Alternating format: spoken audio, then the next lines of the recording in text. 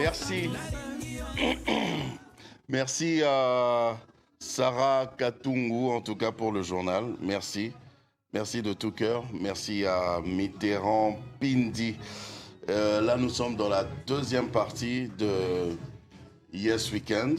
Donc voilà, nous sommes de retour. Sarah Katungu, on va la retrouver à partir de 12h30 encore hein, pour d'autres informations.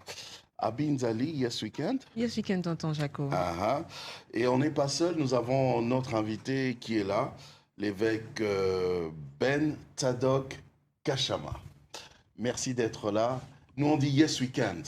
Yes Weekend, tonton Jaco. En tout cas, merci beaucoup.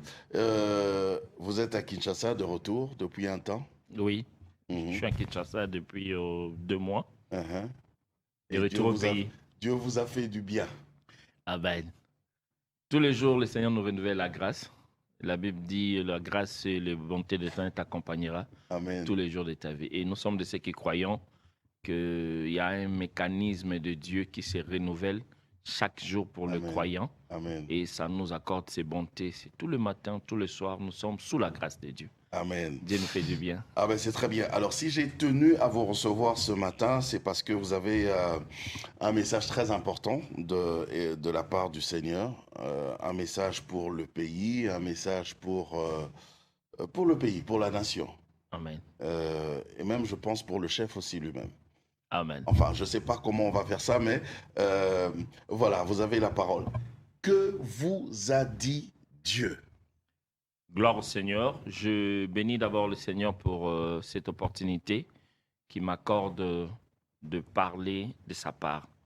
Alors, le Seigneur nous a dit, le Seigneur nous parle tous les jours, mais ça fait un moment que Dieu m'avait donné beaucoup de messages concernant la nation et on avait commencé à faire des programmes de prières des nations, pas comme les autres les font aujourd'hui, hein, parce que pour les autres, quand ils font des prières des nations, c'est pour de gains ou de profits quelconques. Mais nous, nous prions pour le pays parce que c'est notre devoir. La Bible dit prier pour le pays, que le Seigneur vous a donné un héritage, car votre bonheur en dépend. En dépend. Notre bonheur n'est pas en Europe, ce n'est pas aux États-Unis, ce n'est pas dans tout le pays de la terre. Nous sommes Congolais et notre bonheur, c'est le Congo. Et à chaque fois que le Congo ne va pas bien, nous consultons Dieu pour savoir qu'est-ce qu'il s'agit. Et Dieu parle. Et si Dieu a parlé, nous devons communiquer la pensée de Dieu.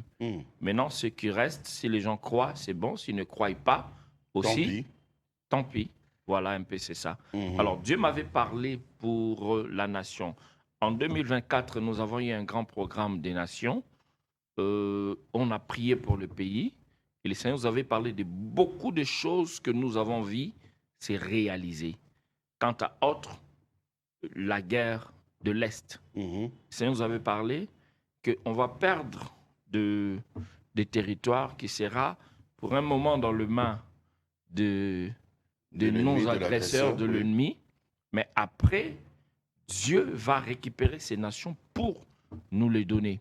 Mais Dieu avait dit, il fera ça pour ramener l'État congolais sous son autorité. Il y a quelque chose, quand nous parlons de la nation, on voit directement le garant de la nation, c'est le chef de l'État. Tout ce qui peut se faire en bien ou en mal en ce moment dépend de la position du chef de l'État, dépend de ses décisions, dépend de sa prise de conscience. Voilà. Alors, aujourd'hui, je viens, pas pour parler de l'Est, mais je viens pour communiquer la pensée de Dieu sur ce qui va arriver dans la suite du temps. Ce qui va arriver en 2026, ce qui va arriver en 2027 et ce qui arrivera après 2028. Donc, je suis là pour communiquer cette pensée. Donc, je vais lire un verset. Je vais lire aussi avec vous. Oui, dans Ésaïe, chapitre 37. Ésaïe, chapitre 37, si vous êtes avec moi. On peut commencer le verset 33 au verset 36. La parole du Seigneur dit ceci. C'est pourquoi ainsi parle l'Éternel sur le roi d'Assyrie. Il n'entrera point dans cette ville. Il n'y lancera point ses traits. Il présentera point de bouclier. Il ne lèvera point des retranchements contre elle.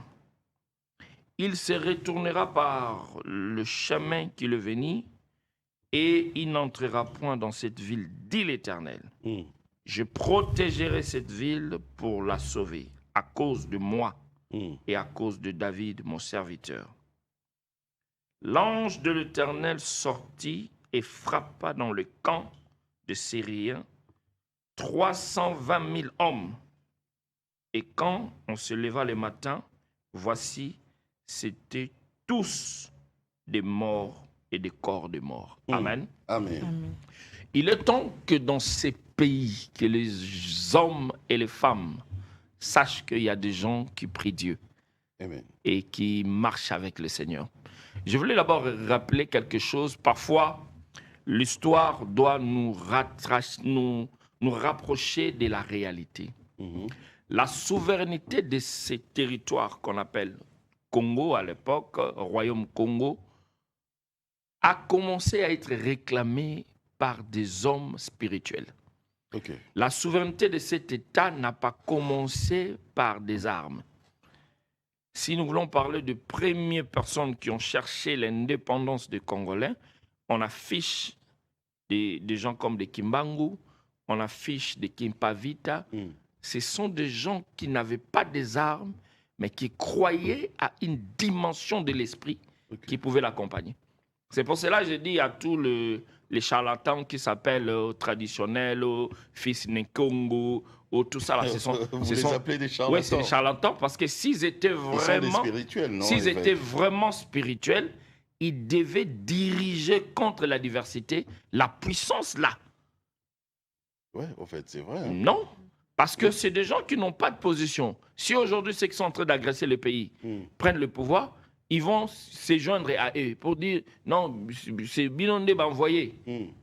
C'est des charlatans. Donc si vous pouvez envoyer des Mbassou, vous pouvez envoyer des Mbassou là-bas. Envoyer des Mbassou chez des gens qui sont en train de détruire le pays. Montrez-nous que vous êtes spirituel vraiment. Donc, tous ces gens, je fais appel au peuple congolais de ne pas tenir compte de tout ce qu'ils disent. Ils n'ont pas de pouvoir, ils n'ont pas de puissance, ils n'ont même pas une petite pouvoir. Même dans leurs songes, ils n'ont pas de pouvoir. Ils n'ont rien. Mon évêque. Même quand ils rêvent, ils sont impuissants. Même dans leurs rêves, ils n'ont pas de pouvoir. Ils n'ont pas de pouvoir, c'est des charlatans. Alors, tous ces gens-là, s'ils étaient vraiment des hommes puissants, ils devaient faire ce que Kimbangu a fait. Kimbangu avait parlé de l'indépendance de cette nation, c'est arrivé. Et c'est quelqu'un que j'ai beaucoup d'estime à sa personnalité spirituelle. Et avec Kimbangu, il y avait une véritable démonstration de puissance. Hein? Parce que Kimbangu lui-même s'est appelé serviteur de Jésus-Christ. C'est la seule chose que je le respecte parce qu'il s'appelle serviteur de Jésus-Christ. Alors, la Bible dit, le Seigneur dit, ce qui s'est passé, c'était à l'époque du roi Ézéchias. Je tiens à expliquer le verset parce que je prie juste la partie. Le roi Ézéchias était assiégé. Dans son royaume, au jour de son règne, il était assiégé de partout. Donc, il y avait des territoires qui étaient occupés par le roi Sanchérib, qui était le roi de Syrie. Et Sanchérib, pour nous, aujourd'hui, il est représenté comme Paul Kagame. Parce que Sanchérib était plus puissant que Ézéchias. Il était plus organisé que Ézéchias. C'est une réalité. L'armée rwandaise est plus puissante que nous. Ça, nous le savons. Même si on ne veut pas, mais c'est comme ça. Alors, Ézéchias, il avait aussi des militaires, mais il avait quelque chose de plus grand. Il avait Dieu. Et la Bible dit, quand Sanchérib vient, il dit à Ézéchias, tu comptes sur quoi pour faire la guerre? Pour faire la guerre, il faut des stratégies, il faut des puissances, il faut des armes. Tu vas me dire que tu comptes sur Dieu. J'avais suivi certains opposants, excusez-moi, du mot que je vais dire à ces gens qui font des émissions dans d'autres chaînes, mais je pense que c'est des plaisantins. Mais vous... Ces gens-là ont vous êtes dur aujourd'hui. Hein? Oui, parce que quand il s'agit de la des nation... charlatans, les autres des plaisantins. Quand il s'agit de la nation, il ne faut pas avoir le mot simple. Parce que c'est notre vie et c'est l'avenir de notre pays Qui en dépend. qui en dépend. Mm. Et je vis ces gens dire Félix Tshisekedi va commissaire évangéliste. Ola Bunda Azo Kendeko Sambela. C'est des gens qui ne comprennent rien. Beaucoup commissaire pasteur, vraiment. Non, les gens ne comprennent pas. Félix Tshisekedi, chef de l'État, Lingiko Sambela. le président Félix Tshisekedi, chef de l'État, c'est un président à dessein. Depuis que le Congo est Congo, c'est vrai que toute autorité vient de Dieu. Quand tu passes, tu deviens président, c'est Dieu qui organise les choses. Bien sûr. Mais le président Félix est devenu président parce que Dieu l'avait prononcé. C'est le choix de Dieu. Le choix de Dieu. Ok. Je l'avais dit dans l'émission précédente. Oui, J'avais dit qu'il est le choix de Dieu. Moi, je parlais de la présence du président Félix Tshisekedi. C'était en 2015. Personne ne pouvait croire encore dans une église quelque part à 24 ici. Je prophétisais, j'ai donné cette prophétie. J'avais dit, Dieu m'a révélé que Papa Tshisekedi mourrait sans avoir le pouvoir. Mais son fils, Félix, deviendra président de la République. Vous aviez dit ça. Tout le monde a dit, c'est faux, c'est impossible, ça ne peut pas arriver. Mais après, c'est arrivé. Parce que c'était le plan de Dieu. Et quelqu'un qui est choisi en dessein ne peut se requérir quand il y a des problèmes vers l'homme qui l'a établi. L'homme qui l'a établi. Ok, très bien. Et si le président demande la prière, c'est parce que c'est Dieu qui l'a établi. Ok, c'est logique. C'est logique. Voilà. Maintenant, le problème, c'est que on le laisse prier. Qu'on le laisse prier. Maintenant, le problème qui est important, il prie avec qui? Parce que il prie avec les hommes de Dieu, les hommes de Dieu, le pasteur... Oui. Non, il ne prie pas avec nous. Il prie avec ses pasteurs à lui. Mais non, est-ce que l'État n'a pas ses pasteurs à lui, mon évêque? Est-ce que ce pasteur-là, on l'incite, dit l'Éternel? Parce que c'est tout ça qui est le vrai problème. Bon, il ne peut pas prendre tout le monde aussi. Hein. Voilà, il y a beaucoup de pasteurs. Donc, il y a juste, on va dire, cet échantillon-là qui vous représente tous, non? Il suffit d'avoir la volonté de prier pour la nation, non? Non, le problème de la nation, ce n'est pas d'avoir la volonté de prier pour la nation. Parce que la nation, ce n'est pas une personne. La nation, aujourd'hui, il y a 100 millions d'habitants. Donc, quand toi, tu as la volonté, tu dois savoir que ta volonté lie 100 millions d'habitants. De vies. 100 millions de vies, oui. Est-ce que vous comprenez? 100 millions de vies dépendent de ta volonté. Vie. Donc, il faudrait que ça s'efface, soit selon le plan de Dieu, parce que nous devons savoir une chose, le Congo est une nation sous Dieu. Sans Dieu dans cette nation, nous n'allons jamais réussir. Il y a, je ne sais pas, je suis des émissions de gens, le spirit là. Quelqu'un dit non, Mboko, l'église n'est pas bon. Mais je dis, mais cette personne ne comprend rien. S'il n'y avait pas les églises, Mboko n'est comment même placer comité. C'est vrai ça? Mais oui. C'est vous qui dites ça. Moi, je peux le prouver. Oui, oui. S'il n'y avait pas des églises, Mboka n'est comment placer comité. Vous savez, naturellement, quand vous sortez dans la rue, vous regardez l'altitude et la nature de Congolais. Et vous allez savoir... Il est devenu quelqu'un m'a dit que vous allez comprendre, les Congolais sont devenus trop nerveux. Vous allez comprendre quel est le travail que l'Église fait dans la vie des gens. Parce que quelqu'un qui sort le matin, il n'a rien, il retourne le soir, il va à l'église et on le prêche que même si tu n'as rien aujourd'hui, demain tu auras. Ça va aller. Et ça diminue la tension. Il peut encore se calmer pour espérer demain. Or, c'est le futur qui est important. Le travail que le pasteur font, je ne suis pas d'accord avec tous les pasteurs, mais je suis d'accord avec un grand nombre de pasteurs.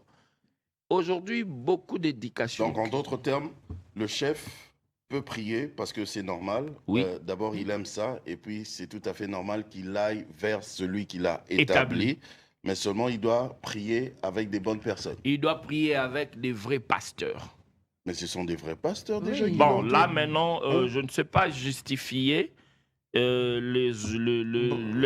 Et puis moi, je ne vais même pas mettre ma bouche dedans. Oui. Je reste comme ça. S'ils sont vrais, que Dieu soit loué, mais pour moi, le chef est entouré de beaucoup de faux pasteurs. Ok. Bon. Voilà, beaucoup sont faux. Il y a ça n'engage que vous. S'ils sont 100, oui.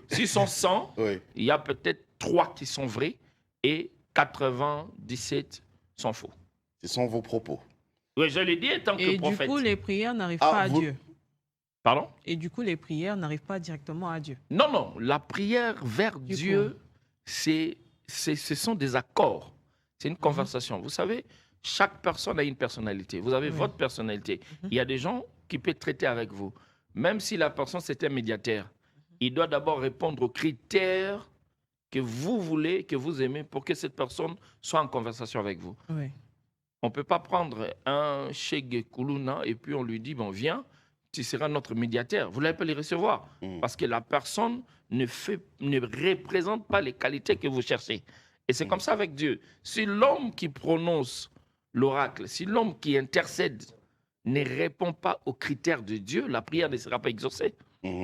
Alors, puisque, oui, nous allons vraiment vers la fin, je ne vais pas vouloir qu'on nous coupe. Qu'est-ce que maintenant Dieu vous a dit clairement? Voilà ce que le Seigneur m'a dit conformément à ces versets. Oui, conformément à ces versets. Et ce message, je l'adresse directement au chef de l'État. Le Seigneur dit, il ne rentrera pas dans cette ville, Sanchérib et son armée. Ça veut dire tout ce qui se passe à l'est là-bas, les Nanga et tout ce qui le soutient, n'entreront pas dans cette ville. Et le reste de villes qui restent, ils ne prendront pas. Dieu va les destituer. Vous verrez ce que je suis en train de dire. Retenez, c'est là, je suis à la télévision. Vous allez voir, quand on va commencer l'année 2026, parmi les grands chefs rebelles, il y aurait des morts. C'est Dieu qui va commencer à les tuer. Alors, je vais parler rapidement pour la réunion qui s'est prise en Kenya. Tous les Congolais de souche qui sont allés représenter au Kenya, le slogan, c'était Sauvons le Congo. Oui. Je pense que ce slogan a commencé avec l'archevêque Coutinho Fernando, que je salue. Sauvons le Congo. À cause de ce slogan-là, aujourd'hui, l'archevêque, il est paralysé. Il a perdu le membre de son corps parce que c'était contre Kabila que lui voulait sauver le Congo. Maintenant, si aujourd'hui Kabila prend ce slogan pour dire « Sauvons le Congo », je bénis le Seigneur de dire qu'il était avec l'archevêque Coutinho Fernando. Kabila, il est maintenant à la porte de sa mort parce que sauver le Congo, c'est la mort de Kabila. Et ce n'est pas un homme qui va les tuer, Dieu va les tuer avec tous ceux qui sont avec lui. Vous parlez de la mort physique ou bien Je parle de la mort physique. Le temps est arrivé que Dieu va juger tous ceux qui ont fait du mal à ces pays. Et parmi ces gens, Kabila en fait partie avec son clan. Il ne faudrait pas qu'ils se voilent la face. Et tous ceux qui sont en train de soutenir ces mouvements-là, je les appelle... On vous a mis d'ailleurs les images... Voilà, je les appelle à une conscience de repentance. Tout Congolais qui a soutenu le Rwandais est mort. Mais tous ceux qui étaient dans le mouvement de AFDEL rwandais sont toujours vivants jusqu'à aujourd'hui. On ne pactise pas avec le diable. Je parle comme prophète de Dieu. Et je vais dire au président de la République, chef de l'État Félix Antoine Tshisekedi, de ne pas avoir peur. Tous ces gens, Dieu a dit qu'il va s'occuper d'eux. Mais le président doit simplement se conformer aux principes de Dieu. C'est-à-dire? C'est-à-dire de savoir quelle était sa mission. La mission du président, c'était de garantir la sécurité nationale, bien sûr, mais sa première mission est déjà réussie. Ah oui? C'était d'enlever les systèmes kabylistes dans ces pays. Ah, c'était ça sa première mission? C'était ça sa mission. C'était ça sa mission? Oui. Ah, la seule mission, c'était ça? C'était ça. Tout ce que les gens cherchent là, il va le faire comme il ne peut pas le faire parce que c'est un homme. Maintenant, tout ce qu'il fait, là, la construction des routes, ça fait partie de la vie quotidienne. Des hôpitaux, les aéroports. Ça fait partie de la vie quotidienne. C'est normal parce qu'il est chef de l'État. Parce que là, il se bat pour mais la vraie mission, c'était de déboulonner le système Kabila qui avait pris ces pays en otage. Et c'est à cause de ça, vous voyez que le président a subi tout le combat qu'il est en train de vivre là. C'est normal parce qu'il a enlevé un système démoniaque. Ça, c'était sa mission. Et cette mission prendra fin en 2028. Je pose juste une question comme ça, mon évêque. Après, vous allez continuer avec l'incite de l'Éternel. Euh, ces gens-là qui se retrouvent au Kenya, euh, face à une personne qui, qui pour certains, les avait maltraités, dérangés, une personne que eux dénonçaient à l'époque. Maintenant, ils se retrouvent là-bas, je sais pas, pour une coalition, pour une attente. Est-ce que c'est vraiment dans la volonté de Dieu? Non, ça, c'est la rébellion. Je vais vous donner un exemple biblique simplement.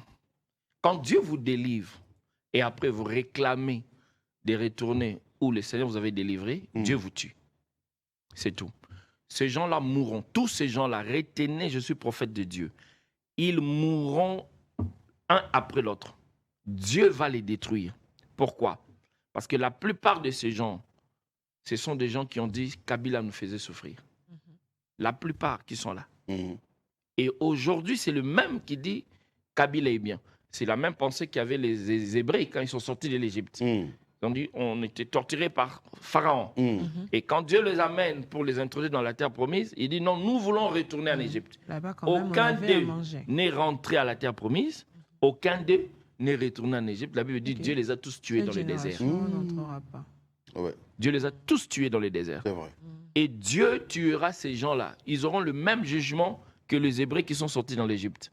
Tous ceux qui font aujourd'hui, qui incitent le président Félix, ils auront le jugement de Dieu. Ça, c'est ce que le Seigneur m'a parlé. Mais le Seigneur m'a dit de parler au président, de lui dire ceci. Sa mission prendra fin en 2028. Après 2028, si les gens... À la fin de son mandat. À la fin de son mandat. Si les gens disent au président, non, vous avez encore quelque chose à faire, qu'ils disent à ces gens-là, je finis, j'ai achevé ma mission avec fidélité, je dois me reposer. Si le président veut sauver cette nation, il doit commencer à préparer son successeur de maintenant. Okay. Parce que c'est ce que les adversaires font. Ils sont en train de se préparer. Et le président doit préparer sa succession. Et le président doit savoir que Dieu les protège et les protégera jusqu'à la fin de son mandat de 2028. Après 2028, le Seigneur ne le protégera plus. Oh. S'il est seulement président, le Seigneur ne le protégera plus. Okay. S'il n'est plus président, la main de Dieu continuera d'être avec lui. Okay. Et que personne ne le trompe. Que personne ne le trompe. Ça, c'est un message pour le président. Il sortira de pouvoir la tête levée s'il accomplit la volonté de Dieu. Et le plan de l'ennemi contre lui, c'est de l'humilier. Et pour l'humilier, il doit être contre celui qui l'a établi. Celui qui l'a établi, l'avait établi pour des mandats, pas plus. Okay. Et le président doit être conséquent de ça. Pour les ennemis qui sont à l'Est, pour les réunions de ceux qui sont allés à Kenya, Dieu dit, tout Congolais de souche qui est rentré dans cette écurie-là mourra. Vous allez voir ces choses se réaliser à partir du mois de novembre jusqu'à la fin de l'année 2026. Parmi les grandes têtes qui sont dans ces réseaux-là, dans cette réunion-là, vous verrez des morts, même des journalistes. Vous allez voir des gens vont mourir. Les gens qui sont dans ces sites-là, ils mourront. Et quand vous verrez ces choses s'accomplir, ceux qui ont suivi cette émission, comprenez que la main de l'Éternel travaille avec cette nation. Ça, c'est le message que j'ai reçu de la part du Seigneur pour dire au président de la République, n'aie pas peur, ton pouvoir ne tombera pas parce que c'est Dieu qui t'a établi. Ok. Parce que j'ai suivi même sur les réseaux sociaux ces derniers temps, on parle d'une éventuelle insurrection ici même dans la capitale, à Kinshasa. On a demandé, celui qui a dit ce message, je peux le citer, l'évangéliste Roger Baka, le moindre de tous, il a dit il faut que déjà que la population se mette en position de repentance. Parce qu'il y aura même, il pourrait y avoir effusion de sang. Bon, Roger Baka, c'est quelqu'un que j'ai beaucoup d'estime pour lui. Et Dieu parle tantôt d'une manière, tantôt d'une autre. Et nous prions pour ces pays pour qu'ils n'aient pas encore de bain de sang. Il y a eu trop de sang pendant plusieurs années dans notre nation. Et si nous sommes prophètes de Dieu, la Bible dit dans le verset que nous avons lu, Ézéchiel s'humilia devant le Seigneur. Donc, c'est aux autorités de ce pays de se repentir et de s'humilier devant Dieu. Et la population aussi. Et la population aussi. Vous savez, bon, quand l'autorité s'humilie, Dieu pardonne la population. Parce que c'est la tête. Parce que c'est la tête. Donc, maintenant, l'autorité ne fait que ça. Quand la population s'humilie... Oui, le chef ne fait que ça, d'ailleurs. Depuis son arrivée. Il doit faire ça dans la vérité et la sincérité. Okay. Voilà. Quand on dit que le chef ne fait que ça, le chef, il doit s'asseoir lui-même face à Dieu et dire que là, je me répands. Ce n'est pas en public. Ok. Ça compte pas. En secret. En secret. Le roi d'Israël, il avait porté le manteau royal, mais à l'intérieur, c'était un sac. Et personne ne savait. C'est quand il a déchiré son manteau que les gens ont su que même le roi gênait pour la situation du pays. Amen. Donc, il doit faire ça dans son intimité avec Dieu. Parce que c'est ça que Dieu a besoin. Et s'il n'y a pas cette intimité, les troubles vont continuer. Maintenant, sur le banc de sang dans la ville de Kinshasa, nous sommes nés à Kinshasa, on ne va pas souhaiter que telle chose arrive. Le verset que je viens de lire, le Seigneur dit, à cause de David et du reste, cet homme n'entrera pas. À cause des prophètes qui sont encore avec le Seigneur, comme moi, les agresseurs n'entreront pas. Non, ils ne peuvent pas entrer. Les agresseurs n'entreront jamais dans ce pays. Jamais. À Kinshasa. À Kinshasa, dans cette ville, ils n'entreront pas. Même à Lubumbashi, ils n'entreront pas. Et les villes qui restent là, ils ne prendront pas cela. Ok. Donc, il n'y aura pas balkanisation. Bon, balkanisation, ça devient un problème hautement politique, avec des complots très élevés. Mais si les Congolais sont unis, parce que le Congo, vous savez, il y a une grande division entre les Congolais. Ok. Il y a des Congolais qui sont avec les chefs, mais qui parlent avec Nanga. Ah. Mais ils mangent avec les chefs. Mais ils appellent Nanga Ndeni Kuna. Est-ce que ça, ce sont des personnes vraiment conscientes? C'est un manque de loyauté. Hein? Aujourd'hui, les gens combattent l'homme de Félix Tshisekedi. Mais l'homme de Félix Tshisekedi passera. Le pays va rester. On combattait les systèmes rwandais parce qu'on était sous occupation depuis des années. Ça, c'était une vérité. Mais aujourd'hui, pourquoi les gens combattent le président Félix? Pour rien. Il n'a rien fait du mal. Tous les efforts que le président... On le traite de dictateur. Voilà ce que j'ai su. Il n'y a jamais Alors je cherche où se trouve sa dictature. Il n'a jamais eu de président passif, gentil, tolérant depuis que nous sommes nés au Congo, Natango, Zaïre. On a vu... Ou alors le mot dictature a perdu son sens. La plupart disent que non, pour que le Congo soit bien dirigé, il faut l'être. Il faut être dictateur. Parce que le Congolais n'écoute pas. C'est ce que j'ai entendu dire. Non, c'est un problème d'éducation. Mais notre chef, il est pacifique et on l'écoute. Notre chef est tellement pacifique. Et on l'écoute. Il n'est pas dictateur. Le problème, c'est qu'il se bat pour l'intérêt des Congolais. Ça, beaucoup de gens le voient, mais ils ne veulent pas. Vous imaginez qu'il y a une centaine de personnes, qui vont se retrouver à Nairobi ou au Kenya pour décider le sort de 100 millions de personnes. Que le Seigneur m'excuse, mais vraiment, franchement, ces gens-là, ils sont... Et la majorité, ce sont des gens qui étaient à la gestion même de... À la gestion de Joseph Kabila. Yes. Vous imaginez un peu, une centaine de personnes, ce sont eux, ils vont dire « sauvons le Congo ». Ils n'ont pas sauvé le Congo, ils étaient au pouvoir. Ils vont sauver le Congo pendant qu'ils ont pillé le Congo. Aujourd'hui, quand même, il y a des écoles, il y a des universités. Il y a des hôpitaux. Est-ce que quelqu'un peut me montrer... Les aéroports, on me laisse même, on met à côté. L'université que Joseph Kabila a construite pendant qu'il était président. où il a réfectionné. Construit même ses Ou ne bocaux. fût-ce que réfectionner. Ne fût-ce que réfectionner. Bah, il y a une université, bah, tu es peinture. Je cherche. Moi aussi. Il n'y en a pas. Il n'y a pas. Il n'y a pas. Parce que cet homme avait une seule mission d'emboutir les Congolais. Et pendant 18 ans, il a su accomplir sa mission diabolique. De 2002 jusqu'en 2018, les Congolais se sont emboutis. On est devenu un peu plus sans Mais frais. vous aussi, les hommes de Dieu, pendant 18 ans, tout ça là, vous n'aviez pas vu? Mais vous savez, pendant 18 ans, Vous avez Joseph laissé Kabila faire. a tué combien de pasteurs? Ça, on n'en parle pas. Plusieurs. Ok. Il a tué de pasteurs qui l'ont fait face. On les a tués de balles, tués, assassinés, tués, empoisonnés. Plusieurs. Pendant 18 ans, maintenant, vous imaginez un peu 18 ans passés.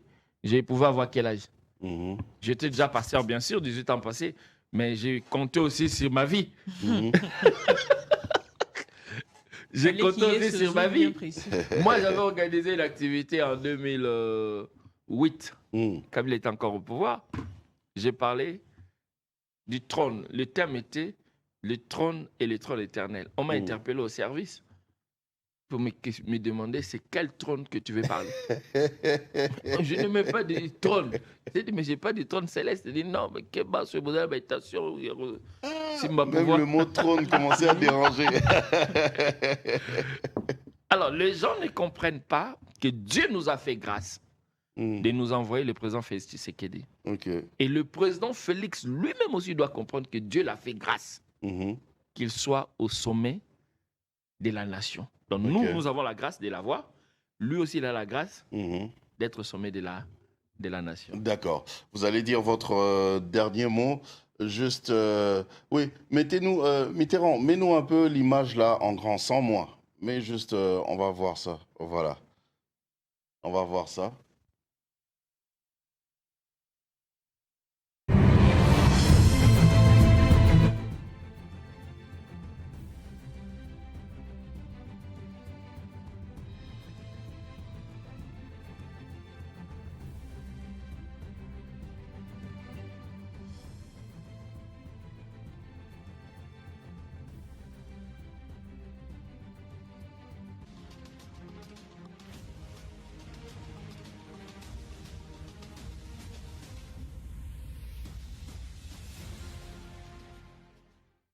Voilà.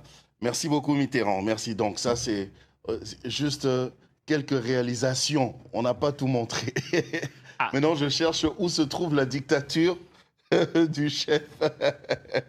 Alors, sur le plateau, ah là là là là, là, nous sommes à la fin, mais nous avons encore un prophète.